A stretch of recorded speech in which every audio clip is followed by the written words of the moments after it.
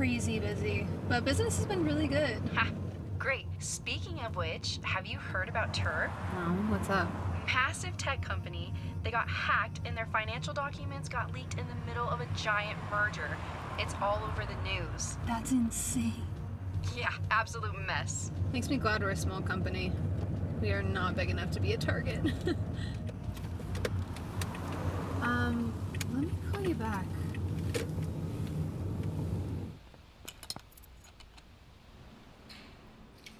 What's going on? The store's supposed to be open by now. System's down. I can't log in and I can't reach the payment account.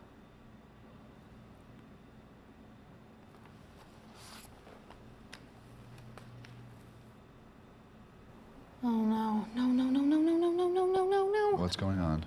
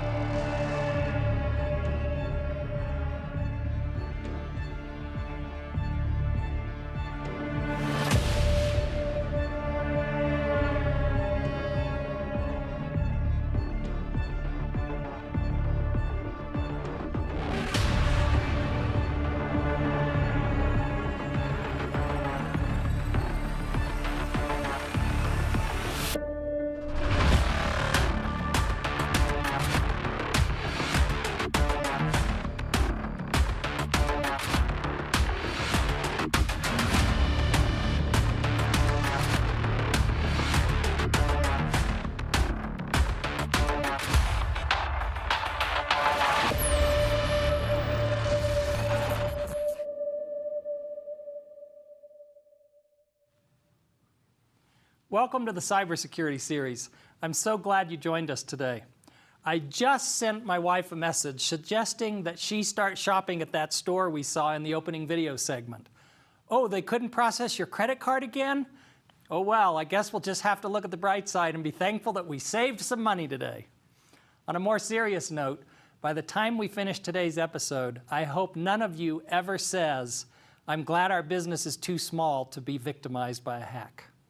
Today we'll be talking about ransomware attacks, definitely one of the most common and costly dangers that businesses of all sizes face today. Each of our three guests is an expert in their field. They'll be sharing their unique perspectives on a problem that each of them routinely sees in their day-to-day jobs.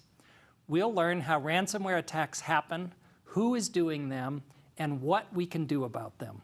We'll get some sage advice on how we can prepare, prevent, and respond to ransomware attacks. And hear some great career advice before we wrap up with a live Q&A session. So please, feel free to enter your questions in the chat as we go along during today's episode. With that, I'm delighted to introduce today's guests, Special Agent Colin Scott, James Fair, and Romaine Marshall. James Fair is the Senior Vice President of Technical Operations at Executech, a very successful managed service provider that serves customers from their offices throughout Utah, California, Arizona, Colorado, Washington, and Oregon. Colin Scott is a special agent with the FBI working on a multi-agency cyber task force out of the FBI's Salt Lake City field office. And Romaine Marshall is an attorney at Polsinelli, where he specializes in cybersecurity law. Gentlemen, welcome, and thanks for joining me today. Especially for those of you who aren't in Utah like we are today. It's a snowy day, so thanks for making your way through the busy roads today. Glad to have you Snowmobile here. all the way. Yeah. I wondered if anybody brought a one-horse open sleigh, but I haven't looked in the parking lot to see. So hopefully your horses are happy while you're They're in good, here. yeah. On this show, we frequently talk about the wide variety of jobs that are available in the cybersecurity profession. And today, each of you, we'll talk about your jobs in a minute, each of you highlights some of that variety in these roles. In our first segment, we'd like to talk about what you do in your cool jobs and what your companies do, or in Colin's case, what his agency does. And James, let's start with you by doing that. Sure. You've been in the IT industry for 35 years. I have. Which means I think that you started when you were 10 years old. 7 maybe, but yeah, okay, sure. Sounds good. You've spent the last 10 years at Executech. Can you start by telling us a little bit about Executech? Yeah, so Executech is an IT service provider, and we provide cloud, cybersecurity, and IT support. And we do it in a people-first fashion, so you get a personable, down-to-earth kind of a person. We really believe that IT is based on business, not the other way around. That sounds great. And you're all across the western U.S. Can you give us an idea of how many clients you might have spread across all these states? Yeah, we're up to almost 900 clients that pay us on a monthly fee every year. Oh, that's fantastic. Yeah, Great business. lots of folks. Yeah. And you are a senior vice president. I am. What does that mean? Do you still get your hands into your client systems, or do you leave all that to somebody else? No, I still have a client. So yeah, I want to make sure that I maintain my skills as I'm leading technicians. I want to make sure at least I know what I'm talking about. So I do still have a client of my own, actually, a small one, but I do still maintain a client. So yeah, I get my hands dirty, and I've got 35 years of experience. I'm gonna help the people who came on board recently with their challenges as well. Sounds like they're lucky to have you. Thank you, sir. And I think you do a podcast. Do you want to tell us about that? Yeah, we do. The podcast is called Between the Bytes. It's weekly IT, cybersecurity, and business leadership news. Awesome. Yeah. Thanks for joining us today. My pleasure. Okay, Romain, your turn. You're an attorney with Polsinelli. Can you tell us a little bit about your firm? Yeah, so I work for Polsinelli. It's a national law firm that has about 1,000 lawyers spread across 23 different offices. Polsinelli just opened a Salt Lake City office, so it's the 23rd office. And I've opened that office with about 4 or 5 other attorneys. We're here in the Cottonwood area. Polsinelli is known for its healthcare, real estate, and financial services practices. But it also services numerous other corporate types of legal needs, and of course, cybersecurity. I was just going to mention, you have over 20 years in the Yep. law profession, and you specialize in cybersecurity law. I wonder, Romain, does that make you popular at family holiday gatherings, or are people more interested in what's for dessert? Yeah, somewhat popular. Everyone has a complaint about a letter they've received from one of their favorite restaurants or hotels, or a tech startup that says, "We regret to inform you that your information may have been compromised." So most people have received those types of letters that are circulated by law as required. People will ask me very, very technical questions that I don't get. I need to remind people I'm just a lawyer. and so my involvement in cybersecurity is the intersection between what is technical and what is legal. And That so, sounds great. Yeah, it's been That good. sounds super cool. And we're excited to hear a little bit more about it in today's show. Thank you. And finally, Colin, I don't know that anybody needs an explanation about what the FBI does. So, you've been a special agent with the FBI for 5 years, working in the Salt Lake City field office, and you've worked in the IT field prior to coming to the FBI. That's correct. You work on, in FBI parlance, on a cybersecurity squad. So, I don't want you to reveal any, well, I do want you to reveal some national secrets, but you probably shouldn't. So without revealing any national secrets, can you give us an idea of what you and your squad mates do on a day-to-day basis? Sure. At a high level, like, my responsibilities are actually pretty simple. I'm tasked with collecting evidence in instances where we believe there was a violation of federal law. So in the terms of the cyber world, it's kind of split into 2 areas: the national security side, as you alluded to, and then the criminal. And so what we'll be talking about today, is the criminal side, which ransomware is a big part of. A few of the other things that are pretty popular now are business email compromise. We'll look at denial of service attacks. We'll look at account takeovers, SIM swapping, and then we even have a few things that are kind of on the periphery that we will work, as they don't fit neatly into other categories like cyber stalking. And we've also worked ATM skimming, and as well as ATM jackpotting. All sounds fascinating. Well, all 3 of you are super fascinating. I was just thinking, maybe we'll have Colin back for another episode and just sit and listen to some stories. So thanks for sharing. Welcome. Absolutely. Yeah, I'm excited to hear all 3 of your perspectives. As you know, we're going to talk a lot about ransomware today. So I'd like to start by watching today's learning segment, which will kind of give us a foundational footing that then we'll build on. So let's roll the learning segment.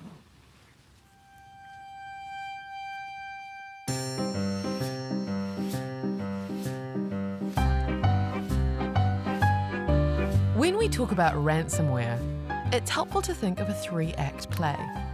In this case, rather than a musical or a comedy, the ransomware play is definitely a tragedy. In Act 1, our hero is merely reading along through his email messages when he comes upon a random message with a link to a cute kitty video. Our hero loves cats, so of course he clicks on the link and enjoys the video. What he doesn't realize is that when he clicked on the link for the video, he initiated a string of malicious code that ran in the background, creating unauthorized access to his system. As the curtain closes on Act 1, our hero has no idea that anything is wrong with his network. Act 2 begins like any other day, with our hero logging into his network. Rather than his usual login screen, he is surprised to discover a new screen with an ominous message. All of his files have been encrypted, and he has been locked out of his network.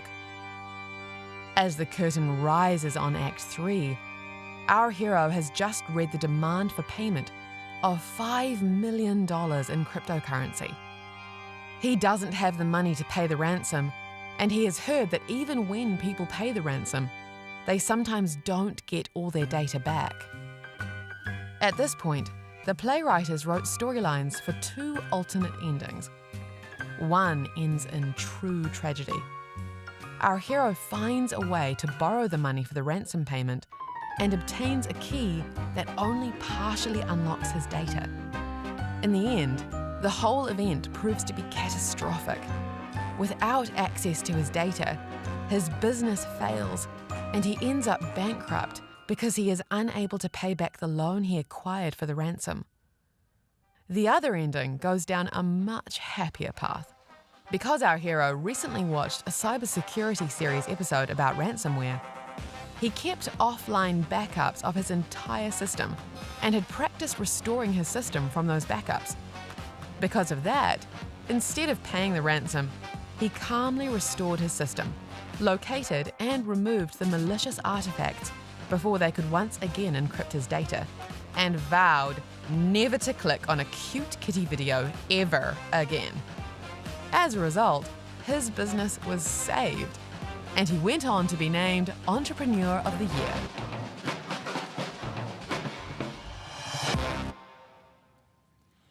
That was an outstanding learning segment. And with that as our backdrop, that's, it was a 3-act play, backdrop. Come on, you got to give me something today. I'd like to follow the typical before, during, and after timeline of ransomware attacks. Let's start with the before, and I think that has 2 perspectives. One is the future victim perspective, the unknowing future victim perspective, and the other one is that dark place where these bad guys who do ransomware attacks are plotting for their next attack. So let's start with the future victim perspective, and James, I think we'd like to start with you. Sure. Even before the victim clicks on that cute kitty video that was in the learning segment, that ultimately grants access to their system, or a phishing video, or phishing email, what advice do you give your clients about what they should be doing to avoid becoming victims of a phishing attack? Yeah, great question. So first of all, don't click, right? I think we established that one pretty clearly. Even if you get like, hey, my plane is delayed, or my FedEx package, rather than clicking on the email, the link in the email, I recommend people just go to the search engine and type in delta.com or fedex.com. Don't click on the link in the email. It's just not trustworthy these days. So I'd start there. Then we want to layer on security. Security is all about layers for us because it's possible for an attacker to get through a layer or 2. So we want to put on as many as possible to try to prevent it from happening. Probably the next easiest one for anyone to do is multi-factor authentication, or 2-factor authentication is called.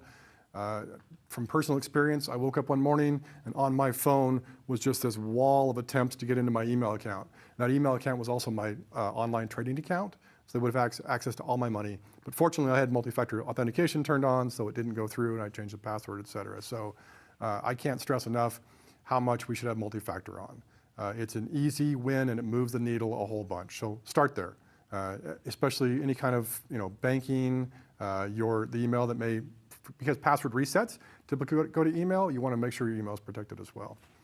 And then we want to layer on some things like, let's make sure we have backups, proper backups. And it was mentioned in the video, right? Cloud-based offsite backups are super important. Now you want to be careful there because you don't want to back up the data once it's been infected, but backups are definitely critical. You can survive fire, flood, theft, ransomware, just about anything as long as you got proper backups. Some other layers we want to put on, we want to have, so I appreciate the mindset of let's block the attackers from coming at us, right? But we also want to have the mindset of what do we do if it happens, or when it happens rather, right? How do we react when it happens? Especially for an organization, they must be prepared to deal with it when it happens just because the odds are not in our favor at this point. So create some kind of an incident response plan that you know who's going to do what in the event of a situation like that, and practice it, right? Turn off the server, see what happens, shut off the internet, turn off the power, try different things, and make sure everyone's just super clear on how to do it, because you can really decrease the amount of damage that can happen if you can respond quickly to an event like that. Yeah. So certainly start there. Those are great tips. And it might sound like a lot, but taking each one individually, really, it's not that hard. Even if you're a small business, it's not that hard. You got to start somewhere. You got to start somewhere, and you can build it on, right? We also want to have antivirus, of course. I think that goes without saying. Everyone should be running antivirus. The critical system should be running anti-ransomware. There are some anti-ransomware products out there these days. And you don't have to do it all at once. A lot of small businesses will look at that and go, there's just no way. So we want to create a roadmap to get there so that eventually down the road you're in a better space. Yeah, thanks. Yeah. Romain, it was a great list. Anything you'd add to that? Yeah, on the incident, I really liked how James mentioned with an incident response plan, practicing that.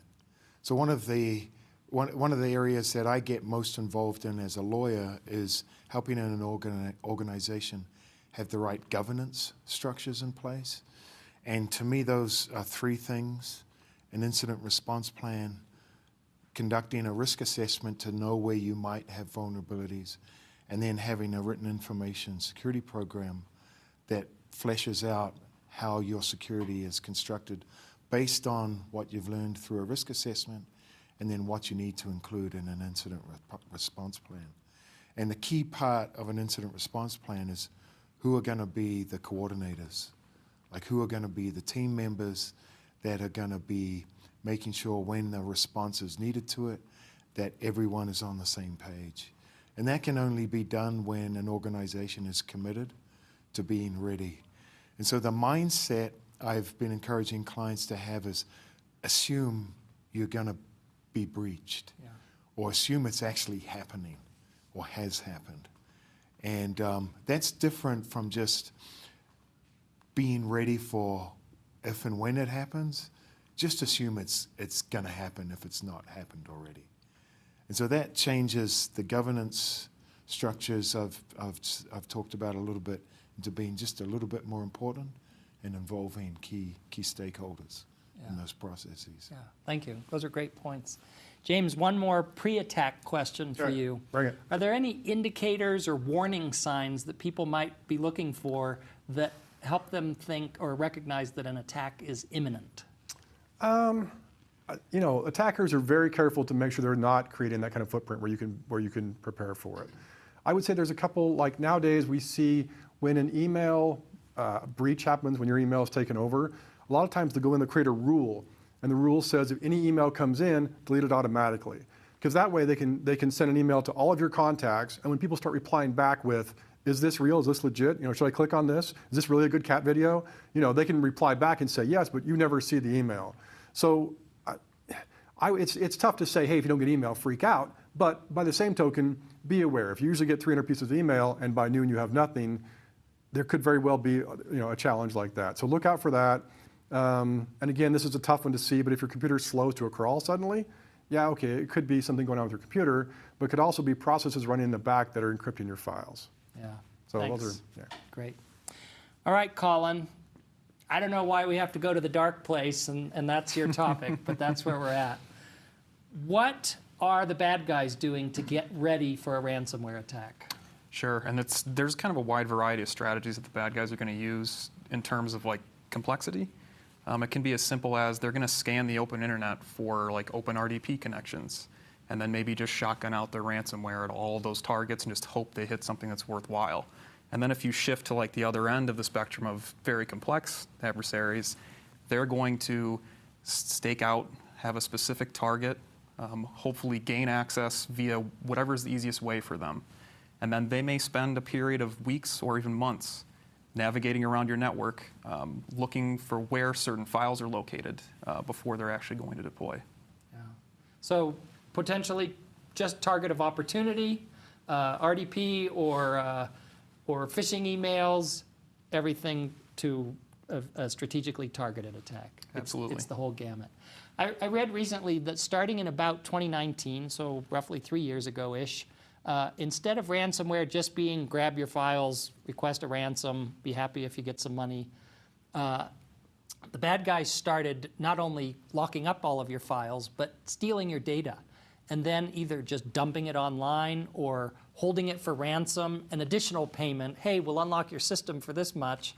We'll give you your data back for an extra payment, or potentially selling it on the dark web for, to the highest bidder. Have you seen anything like this sort of transform through your investigations over time? Absolutely. We've seen examples of every one of those strategies, including taking a victim's data and holding on to it, going through that data, and let's say that it's a law firm with a list of clients and they have sensitive data there.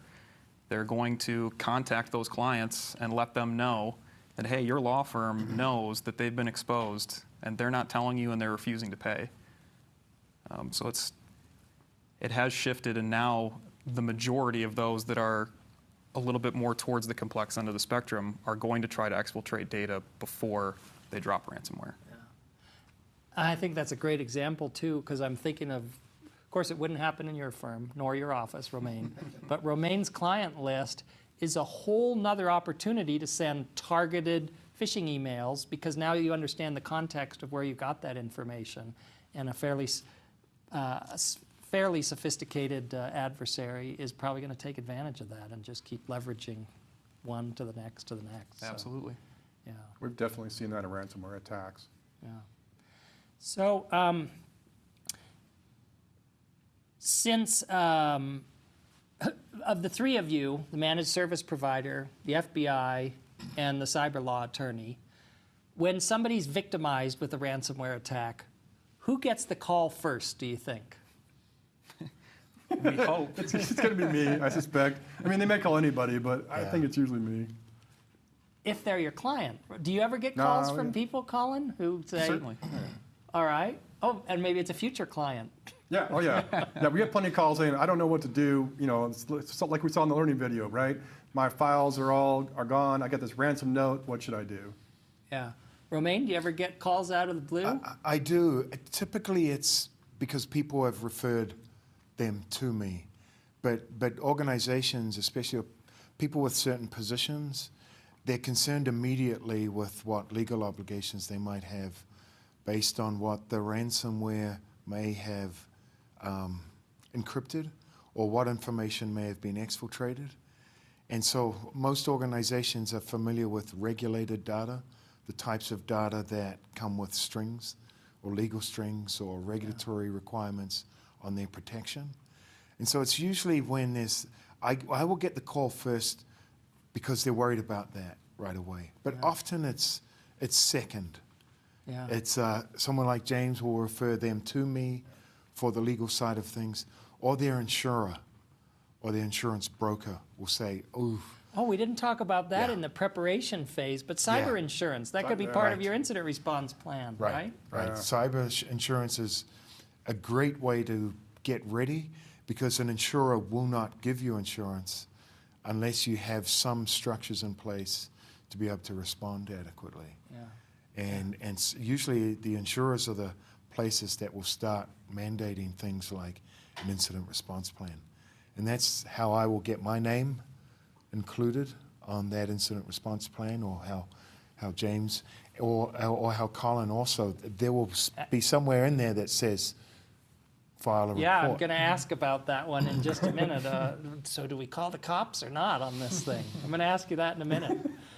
So moving from the pre-phase to the now attack phase, Colin, we're going to start with you on this one. Who are these people that are carrying out these ransomware attacks? The vast majority are going to be in Russia and Eastern Europe, but you'll see pockets of them everywhere, mostly outside of the U.S., North Korea, China, Iran, Africa.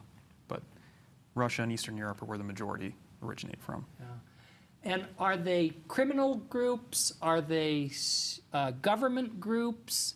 Or is it maybe kind of a fuzzy line in there about what's what and who's who? Yeah, without going into too much detail, the fuzzy line is probably a pretty good answer, but a lot of times they are similar to like an organized crime group. You have folks that have specific responsibilities where these set of people are going to be responsible for targeting.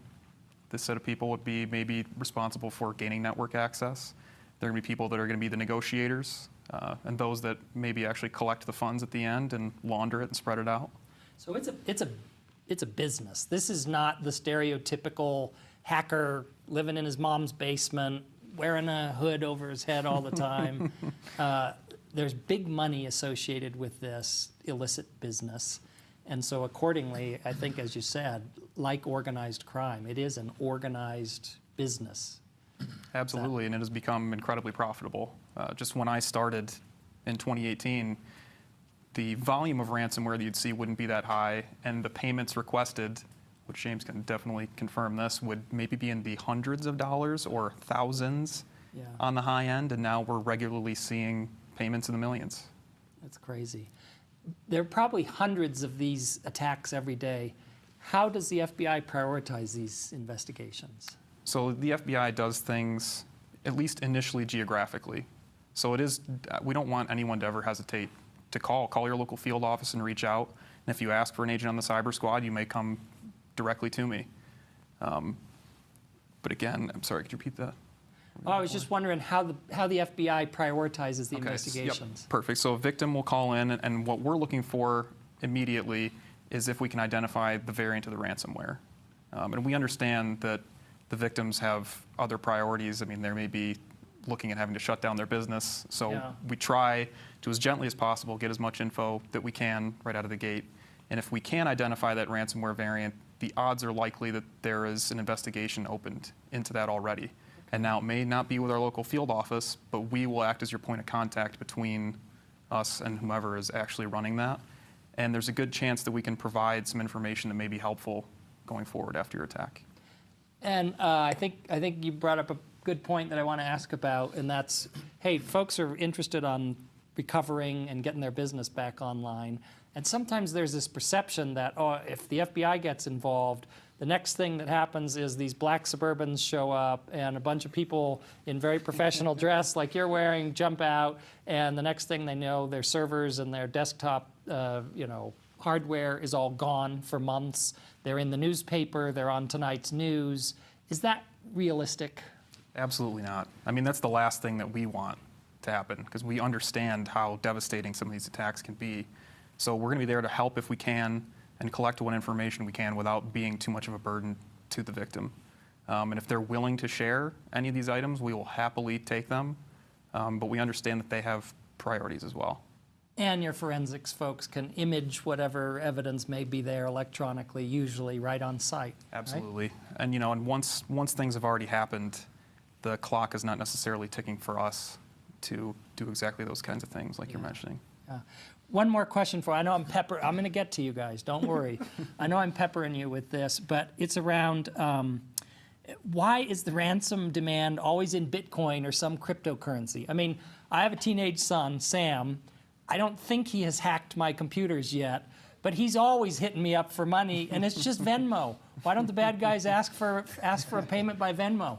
Well, the easiest explanation is they're trying to disguise where the money is going to go, and maybe sometimes where it comes from. Sending a wire transfer gives us a very easy path to follow to potentially identify who's on the other end and actually collecting that money. But that's not to say we are crippled by people using cryptocurrency. There are ways to follow that, but that's their ultimate goal. Yeah. Yeah, I suspect, I don't want you to give away any more, again, I do, but we're not going to pressure you. But again, cryptocurrency, that's pretty interesting when it's in the system, but at some point when somebody wants to cash out, there's usually a real person and either a real account or some transaction that is, and if they're not going to cash out, there's no reason to be doing this illicit business It's a blockchain. anyway. It's all a ledger. It's all. Yeah. You can see the movement of it. Good points. Yeah. All right, Colin, last question for you. Inevitably, somebody has suffered from a ransomware attack. Heaven forbid they didn't have a backup. They're going to ask you the question, hey man, should we just pay the ransom? What do you say? The official answer is no, because if no one paid a ransom, there would be no ransomware. There'd be no purpose for it. But we also understand that for some people that's not realistic. Their businesses may have to close their doors if they are unwilling to negotiate with them. So again, our official policy is no, but we do understand that folks have to do what they have to do. Yeah, great. And that's a tough business decision. Yeah. All right, James. Yeah. In spite of all your great work and the layers of protection, somebody clicked on the kitty video. One of your clients calls and says, James, I got a real problem. We're the victim of a ransomware attack. Yeah. What comes next? We began to roll out an incident response team. We've got incident response teams. We've got a playbook that we go by. So we'll get people on site. We'll start. The idea is to hopefully narrow it down to which machine it is, and then take that thing off the network, begin to explore whether or not it is data that's critical. Do they have backups? Do they have recent backups? How critical is that data? So we begin to explore that, and then we probably will involve these folks. I'm going to reach out to Colin. I'm going to encourage the client to call a lawyer, to call an attorney, just because they're an important facet of the whole thing. Yeah. Does the size of the client business have any factor on whether they're more or less likely to be victimized by this? No, quite. Unfortunately, unlike that woman said. I mean, it was in the video. Yeah, she said it, so it must be real, right? But no. Nowadays it's an organization, and it's a multifaceted organization that are doing these. They have ransomware as a service, and there are attackers who are doing a spray attack, as he mentioned, right? So they're just going out there and they're hitting anybody and everybody. Not to the extent I'm sure my co-host here has had, but I have had the displeasure of looking through the dark web to see a ransomware data that's for sale out there, and it was everybody, right? It was a school, it was a gas station, it was a huge organization, a corporation, so it's everybody. And unfortunately, we find that the small and medium businesses are typically hit harder or more frequently because they don't have the controls in place. They don't have the security layers in place. Yeah. So no, it's anybody and everybody. No one is safe. Okay. We probably just don't hear about it as often unless it's a Colonial Pipeline or something. Right, it doesn't make the news, We yeah. don't hear about them. Okay. 2 advice questions from you. The first is, Sure. I suspect frequently your clients are going to say, should we report this to law enforcement? Yeah, absolutely. I think the only way we make this better is if we start being a bit more open and transparent and visible with each other. As long as it's being hidden and they're still making money, then we can't help each other. We don't know how to support each other in this. I think the only way we I don't know if solve it's the right word, but move toward a solution is to start banding together. So our answer is absolutely involve the FBI. If I picked up right on Colin's answer, hundreds of these are going on every day, thousands probably worldwide. And it sounds like the FBI and even some of the industry folks, based on even the splash screen that you see or whatever it is, you can start identifying the crew or the group who's behind it. And I think the only way you get there is through people reporting it, because otherwise everyone seems, oh my gosh, this is a unique thing, we've never seen this before. But when we start aggregating that data, that's how they start, I guess, identifying trends and attributes that help you say, oh, this is these people. Yeah, we've worked together. I'd say here's the file extensions, here's the ransomware note. They may come back and say, we see it's this kind of variant. That gives us a clue on how to deal with it too. Yeah. All right, and the second advice question for you is, hey James, should we pay the ransom? Should we just forget all this IT nonsense and pay the ransom and get our data back? Yeah, I mean, I don't have the government stance, but our default answer is no, we don't want you to pay. We don't want the bad guys to make more money. The reason, as he said, that this is going on is because they're making money at doing this. So we don't want folks to pay. But there are absolutely circumstances where I have to have a tough conversation to say, do you have backups? And they say no. And the next question is, well, how badly do you want your files back, right? How critical is your data? Yeah. And it's a tough conversation, and unfortunately, we do end up down the path of having to pay at times. And I'm guessing there's not a money-back guarantee that the decryption key is going to necessarily work. There's not, but they want to keep a reputation, right? Because if their reputation became that files don't get decrypted when we pay, people would stop paying them. So they have this important reputation that they're trying to hold. And I want to say, in my experience, certainly the vast majority of the files in those ugly instances we've had to do this have come back, I have to admit. So, all right. That's not to say it's going to be the future or that it won't happen, but thus far, at least in my experience, so far so good. So. All right. Romain, you're a patient guy. Thank you. It's great responses. Sometimes, like you said, you get the call after the immediacy, but not too far after, because the very next thought is, man, do we have to tell somebody about this? Similar to what I asked James, do you find your clients, is there a particular industry that's victimized more than some other industry? I haven't seen a focus on one particular industry. It's across the board. Unfortunately, more recently, small governments, municipalities are being targeted. Agribusinesses are being targeted. That's been my experience in the last 3 to 6 months. And it's small, medium-sized businesses who are less equipped or less ready for these types of attacks. So very similar to James's experience. Unfortunately. Same as yours. Yes, yeah. And invariably, I mean, this is one of the main reasons they call you is for some of this advice. Right. So I'm going to go down the list of the questions. First is the money question. All right, Romain, should we pay or not? Yeah. What do you tell them? Well, another reason I will get a call is because clients have anticipated that this might happen. And so they've either gone and gotten the cyber risk insurance policy that they can afford and pay for. They've got backups in place so that if they need to make a decision about payment, they can say no because we've got that data that's been encrypted anyway. Or they can answer the question about what's been exfiltrated, whether that's going to come back and hurt them later also. It's such a fact-intensive question. One of the other things that organizations have to consider when they do decide to pay is what other legal obligations do I have? And so there's the Office for Foreign Assets and Control that has recently come out with advisories that say, if you're going to make a payment, you better make sure you're not making a payment to anyone on a list of entities that they say are sanctioned. So the industry, I think, it's generally the OFAC list is what we hear. The OFAC list, yes. It's the naughty list. It's a naughty list. It's a list of suspected entities that have ties to terrorism, drug cartels, other illegal conduct. And so it's another thing that an organization has to consider. And okay, if we do make this payment, is OFAC going to be upset about us because we didn't fully determine that the people we're making the payment to is not on that list? And that's not always possible. So I paid this money to get my business back, right. And now I'm potentially in hot water because that money goes to or went to somebody on the naughty list. Exactly. And now potentially my own government's going to come and potentially prosecute me, or send me a letter saying, please explain why you made that payment. But the other thing organizations have to consider is, what if we don't make this payment?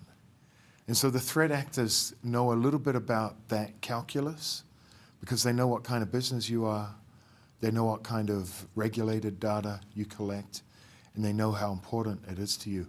So they'll often set a rate or ask for a payment that's affordable, unfortunately. Yeah. Or I had an instance where, in response to threat actors, I said my client can't afford much. And I got one simple response, and that was last year's revenues. And so they knew exactly. So this was one of the more Yeah. strategic. They had pulled targets. it from a spreadsheet and said, as if to say, no, you can do better than that. And last year's revenues had been 150 million. Wow. So they know what's affordable, or they will know what's in the insurance policy. Yeah. And then often if you've gathered the attributes, like you mentioned about the type of gang that's involved, if you involve the right technical consultant, they will know their limits too. They will know that, yeah, these people usually will take 50,000. They're asking for 500,000, but after a few days they'll take 50,000. So let's get the money ready. So it really does behoove anybody who's victimized by this to be talking to people just like each of the three of you, because of the immense amount of exposure that you have into these groups, to give them the right advice, because the wrong decision really could mean the difference between surviving or not surviving as a business. Yeah, and we're part of an ecosystem that helps each other. I don't have all the answers when these things happen. Yeah. I gotta talk to Colin or James. So we did the pre-phase, the sort of during phase. Afterward, this is all done. We'll start with you, Romain, since you patiently waited for during the last phase. Is it done? Do we all just walk away, or is there something we learn or should be doing after an attack like this? Well, on the legal side, it's okay. Do we, as the organization that just experienced this, need to notify anyone? Do we have a contract that says within a certain time period, if there's an incident that may have or actually did expose any of our data, you have to tell us? Or are they in a jurisdiction, in an industry that requires notification? If not, if the threat actors didn't really access data that might have triggered those obligations, then I encourage clients to do a post-mortem and say, okay, for next time, how can we be better prepared? Yeah. How did this happen in the first place? Yeah, great. James, same question for you. The attack's over. Yeah. Thankfully, Executech brought them back online. What are you and your clients doing? Typically, we're preparing for some backlash afterward. Whether they paid, or in particular, whether they didn't pay, there is typically a lot of follow-up attacks. We'll see phishing attacks all of a sudden because they probably got a hold of an email list. We'll see the texting, fake texting, right, for gift cards. Hey, it's the CEO texting you with I need gift cards right now, I'm on a plane, hurry up, this kind of thing. We've seen an instance where the phone number was changed. Excuse me, the phone number didn't change, but the forwarding of the phone number changed. So when you called the main number, it actually forwarded to a recording location and then sent the phone call on. So they were recording every single phone call that came through after that. So we want to make sure we're going through and cleaning up, looking for any existing foothold the attackers may have as a big part of it. And then, yeah, we're going to do a postmortem. We're absolutely going to look at it. Where did we go wrong? Where did we go right? What are we going to do differently? And how do we prevent this from being a thing in the future? I think in the textbook incident response, you're in the lessons learned phase, Yeah. and that rolls right back into the preparation phase. for And the then, next one. yeah, affecting the incident response.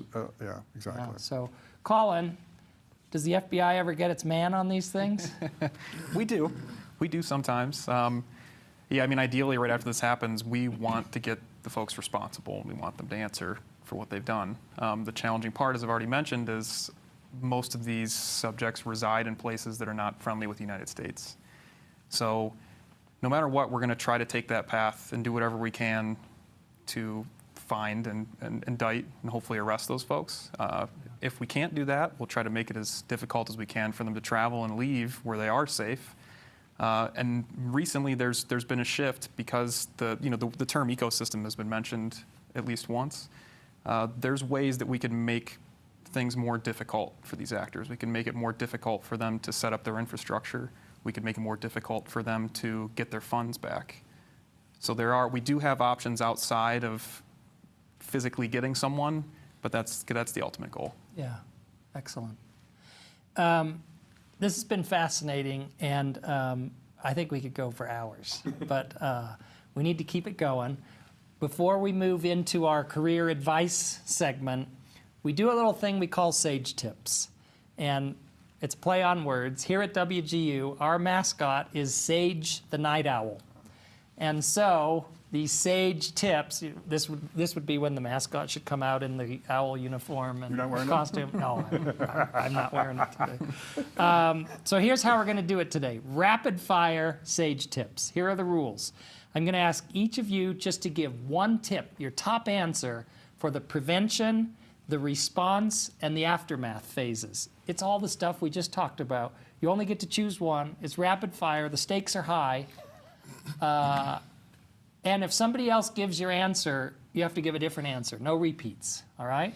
So we'll start with James first, and then we'll cycle through everybody. So let's start with prevention. James, top tip. Multi-factor authentication, no doubt. Colin. Know who you need to contact before something happens. Romaine.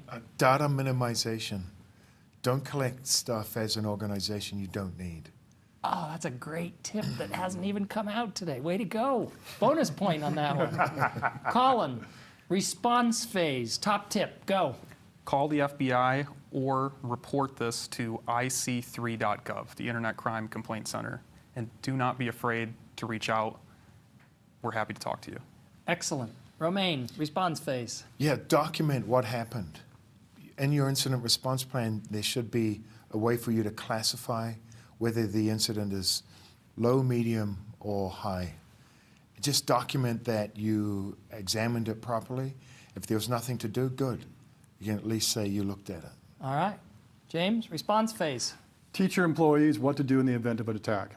Make sure everyone knows how to respond so we can narrow that window down between the time someone detects something is happening and someone like us can do something about it. Excellent. Last one. Romaine, you're first. After it happens, what do we do? Yeah, record what happened and why it happened, and then start addressing those vulnerabilities that led to it in the first place. Great. James? Get a security assessment. Bring an expert in, have them do a risk analysis and see what else. Hashtag call Executech. Maybe, yeah, sure. Colin? Hopefully, you'll be willing to share all of this data with us after the fact. Excellent. Excellent Sage tips. Thanks, gents. All right. Because we're running short on time, and I want to get to whatever questions are on the device here, our career advice segment, and sort of similar to what we just did, the same question for each one of you. Each of you has a super cool job that does super cool stuff that contributes to the cybersecurity profession. And so imagine that I just met you and I said, wow, that's a super cool job. I would love to get into that someday. What advice do you have for me, briefly? Let's start, Romaine, let's start with you. Yeah, I would advise someone to focus on taking classes, lessons, trainings relating to communication. So much of cybersecurity is about communicating what to be aware of, what is a risk, what is a vulnerability, what isn't. And in the future, I anticipate there being a lot of what are called false positives. And the danger in false positives is it kind of numbs people into thinking this is another non-event. And eventually it's going to be something that's serious. And so the key is just communicating the differences between what's just an event and then what's a full-blown incident. That's a great perspective. Thanks for that. Colin? I'm going to cheat and offer two that Okay, are sort of closely that's all right. related, especially in terms of having cyber background. Is one, don't be afraid basically to apply for the Bureau. I wasn't former law enforcement. I wasn't former military. I'm not an attorney. I have my background's in information technology. I worked at a software company. So consider what can you bring to the FBI that they may not already have. And then to go along with that, if you are going to choose sort of a more technical background, it's non-negotiable and critical that you have to be able to deal with people. Kind of goes back to what Romaine was saying. Right, because if these folks that we work with, victims or other industry experts, if they don't like you and you can't communicate with them, we cannot get any work done. Does the FBI have room for someone that tells bad jokes? Is there a need in the FBI? I think there is, because I know a guy who used to serve that role in the FBI. I know that same guy, and he was able to slide through somehow. So somebody out there, there's a need in the FBI to fill a role for someone that tells bad jokes, because that guy's not there anymore. Thank you, Colin. James, career advice. I want to do what you do. How do I get there? I could give you the, take the IT path, but I am a self-taught person. So I'm going to give a non-traditional answer. I'm going to say, believe in yourself. You can only go as far as you believe yourself to be capable of going. So believe in yourself, go for it. That's great advice. Thank you. Thank you.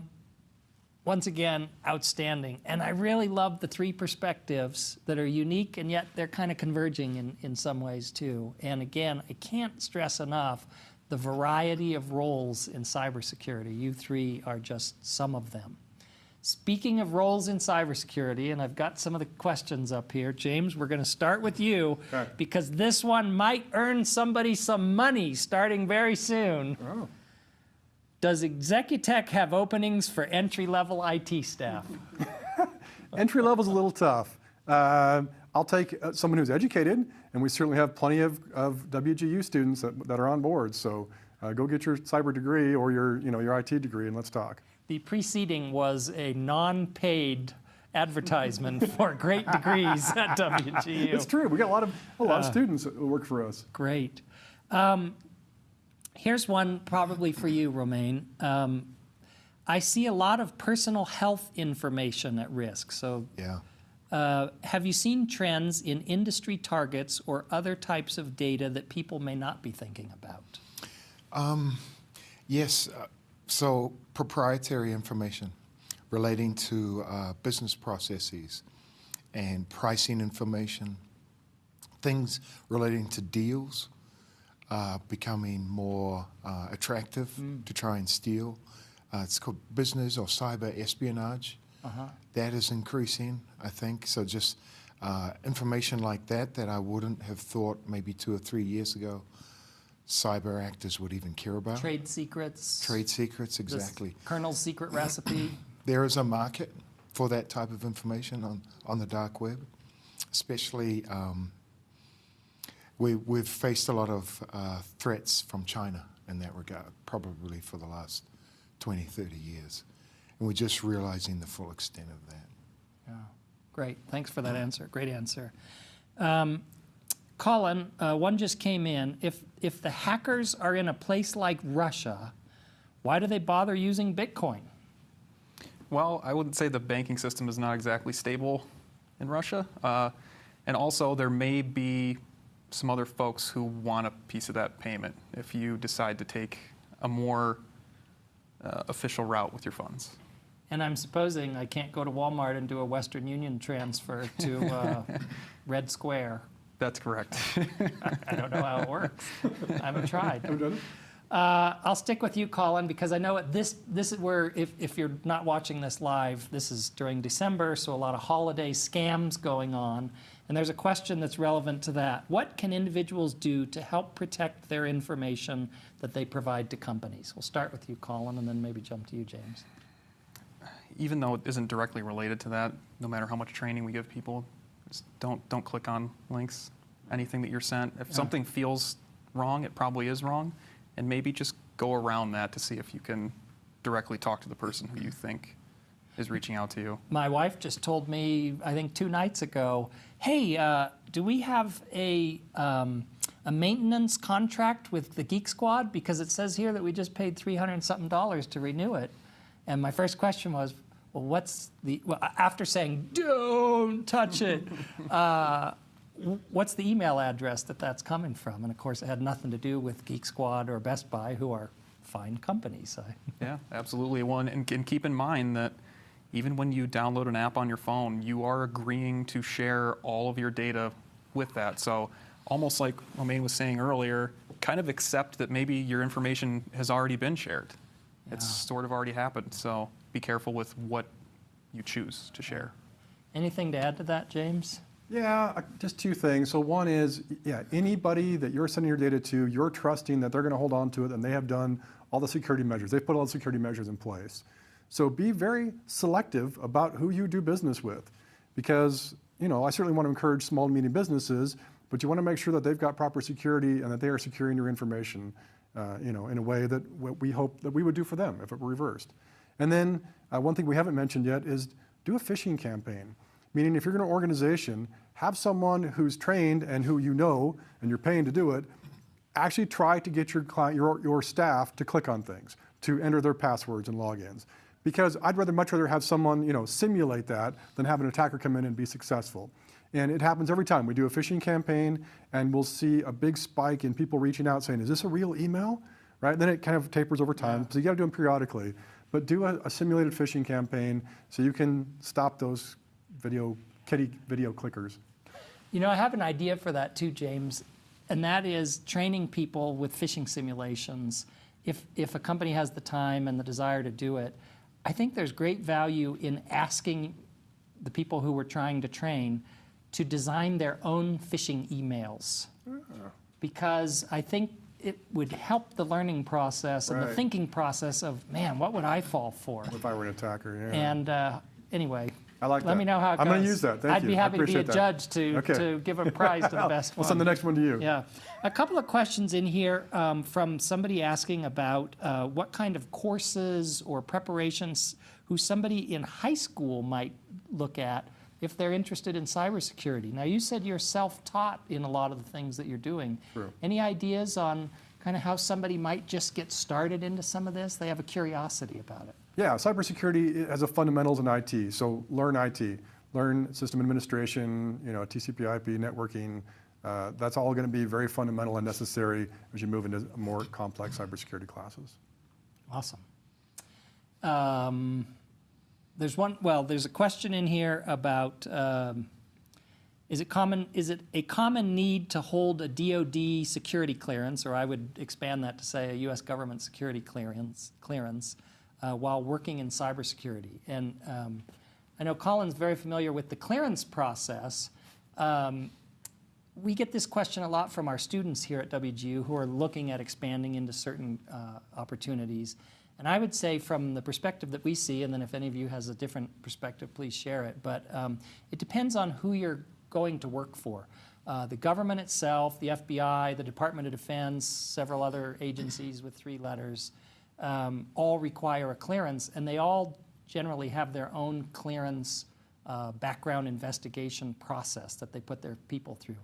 The other side of that is a large number of companies that do work for government contracts that also require some kinds of clearances. And in that case, people who come with an existing clearance don't have to get in line to wait to their number and then the background investigation and stuff. But those who don't have it, our experience is that those companies that require that also have a process for going through the background process and getting those clearances. Anything different that you guys have seen in that one? I would say it's not prevalent. It's pretty uncommon for us. Now, maybe it's just not the industry we're targeting, but I don't see a whole lot of requests for that. I certainly do see them, but it's not a common request. So I wouldn't worry that it's necessary unless you're targeting a certain organization you want to work for. That's a great point. Not all jobs require a clearance. Right. Great. Do you have a clearance? No, and I don't think it's necessary, Yeah. except for that defense Colin does. sector. Correct. Yeah, James, if you want to maybe, I don't know if you're a superhero. No, I tried once, and it was a tough process. So I'm like, never mind. All right. And expensive too. So Yeah. And that's a good example of, hey, let the hiring company pay decide. for it. So, all right. There was one other question, by the way, about international students looking to break into the cybersecurity profession. And I would just say, I think everything we've been talking about, as soon as we connect to the internet, we are instantly in an international context. And so it's not a US-based problem, it's not a US-based opportunity to try and solve the problem. It's clearly all of the opportunities that exist here exist internationally too. Agreed. Fair enough? Yeah. Yep. Romaine, James, Colin, outstanding. Thank you so much for sharing your time, your insights with us today. I'd love to keep the conversation going over pizza, I think, here in a few minutes. All right, so let's you're do it. invited to stick Pour on. around with it. To each of you who has joined us, I'm not sure which where I'm looking. To each of you, thank you. To each of you who has joined us, thank you for spending the time, for thinking about some of these things. And I hope what you've heard today doesn't scare you into doing something. I hope it motivates you into taking some proactive steps, perhaps seeking some advice from these very professionals or someone just like them, and then getting yourself prepared and knowing what to do when the inevitable happens. Many of you have asked, hey, my friend wanted to see this. Where can I find these episodes after the fact? I think we have a QR code coming up on the screen. That leads to a YouTube channel that has past episodes, has some of our funny promo videos that I think they're funny. Some of our promo videos that we do before these sessions, and anybody can access them at any time. We'll be back in a couple of months with another episode of the cybersecurity series. Stay tuned either through subscribing to the YouTube channel or following us or looking for more details on LinkedIn. And we'll be excited to be back with some more great guests, another great topic in cybersecurity, and hopefully to see all of you join us in a future episode. Until then, be safe, plan for the inevitable, and we'll see you next time. Thanks again.